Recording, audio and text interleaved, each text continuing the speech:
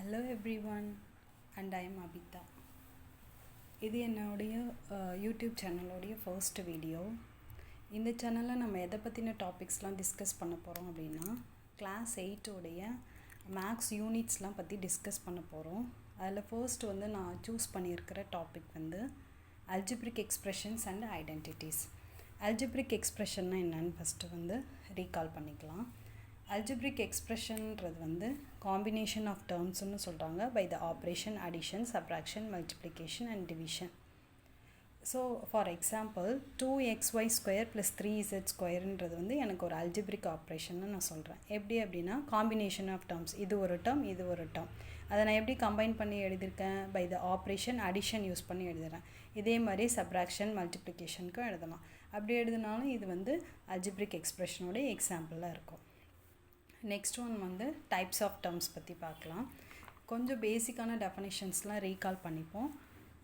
And then we go for the exercise problems. Okay, first one next one டேர்ம்ஸை நான் 2 டைப்ஸாக பிரிக்கிறேன். ஒன்று லைக் டேர்ம், இன்னொன்று அன்லைக் டேர்ம்.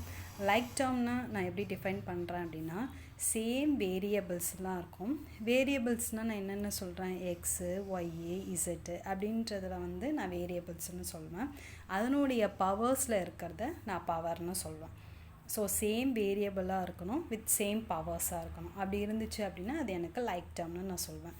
அன்லைக் டேர்ம் அப்படின்னா டிஃப்ரெண்ட் வேரியபிளாக இருக்கணும், டிஃப்ரெண்ட் வேரியபிளாக இருக்கணும், ஆர் சேம் வேரியபிளாக கூட இருக்கலாம். டிஃப்ரெண்ட்டாகவும் இருக்கலாம், சேமாகவும் இருக்கலாம். ஆனால் அதனுடைய பவர்ஸ் எப்படி இருக்கணும் அப்படின்னா டிஃப்ரெண்ட் பவர்ஸாக இருந்தால் மட்டும் தான் எனக்கு அன்லைக் டேர்ம்னு நான் டிஃபைன் பண்ணுவேன்.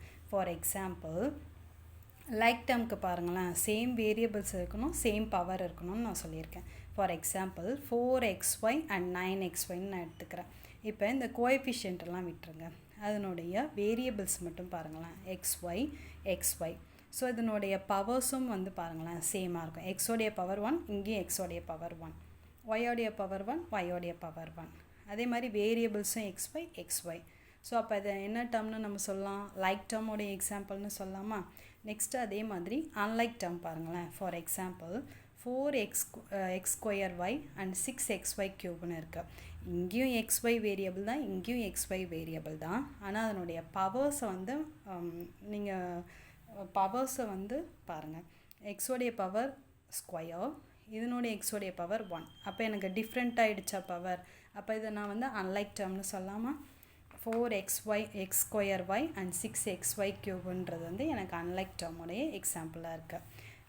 இப்போ நீங்கள் கமெண்ட் பண்ணுங்கள், எனக்கு 7x cube y and 7xy ஸ்கொயர்ன்றது லைக் டேர்மா அன்லைக் டேர்மானு எனக்கு கமெண்ட் பண்ணுங்கள். தேங்க்யூ.